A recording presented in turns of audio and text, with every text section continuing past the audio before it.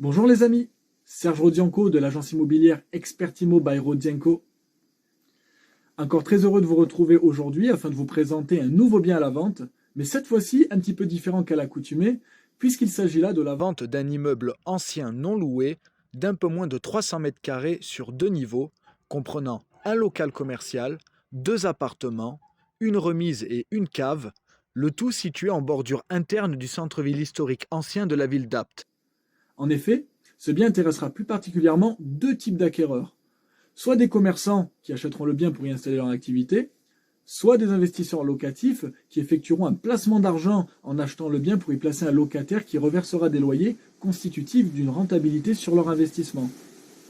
Alors il est naturel de penser que ce type d'acquéreur résonnera bien moins en termes de coup de cœur affectif que de notions pragmatiques de rentabilité.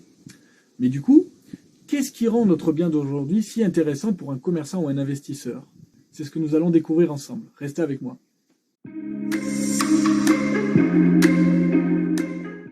Alors tout d'abord, il convient de rappeler quelques notions de base.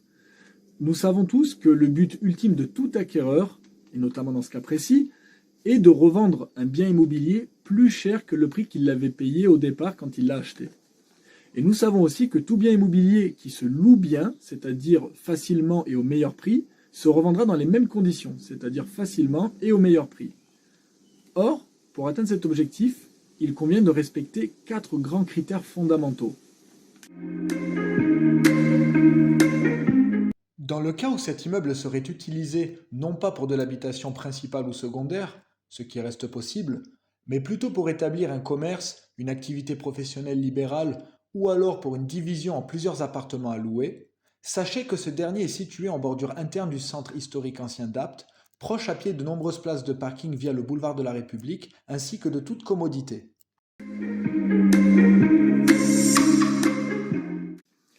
Il faut savoir que la commune d'Apt est traversée par la route départementale principale du Vaucluse, qui traverse le département d'est en ouest et qui passe en centre-ville, à savoir la D900. Cette dernière nous permettant d'atteindre en approximativement 30 minutes la gare SNCF de l'Isle-sur-Sorgue ainsi que celle de Cavaillon, sans oublier son entrée d'autoroute. Apt étant situé à environ 1h30 en voiture de l'aéroport intercontinental de Marseille.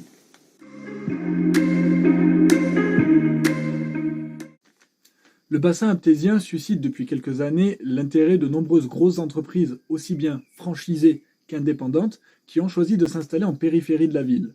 D'autre part, le groupement commercial de la ville d'Apt, qui représente tous les commerçants ainsi que les activités libérales du centre-ville, propose un contre-pouvoir de manière dynamique et efficace pour éviter un effet naturel d'appauvrissement et de paupérisation du centre-ville face à ces grosses entreprises.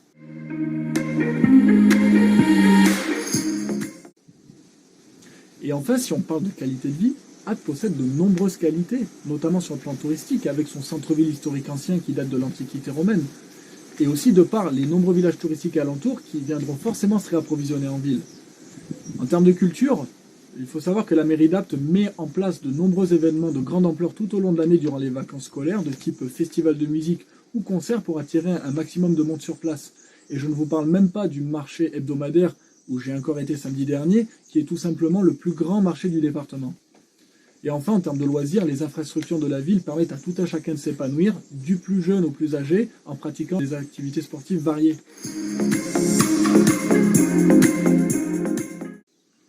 Et enfin, j'aimerais aborder un sujet qui me tient particulièrement à cœur, c'est l'analyse, souvent faite, mais complètement erronée, qui consiste à comparer Apt, une ville qui accueille environ 12 000 habitants, à d'autres villes du département telles que l'Isle-sur-la-Sorgue, Cavaillon, voire même Carpentras, qui respectivement sont des villes d'environ 20 000, 25 000 ou 30 000 habitants.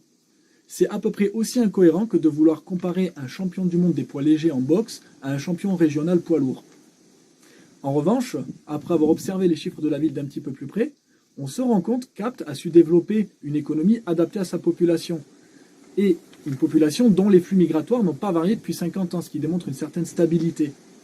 Et j'irai même plus loin, cela montre aussi que les prix restent abordables en termes d'immobilier comparé à d'autres secteurs plus valorisés. Le secteur d'Apt ne demande qu'à exploser, et il y a fort à parier que ceux qui achètent aujourd'hui ont des chances de revendre plus cher demain. Je vous laisse méditer là-dessus. À bientôt.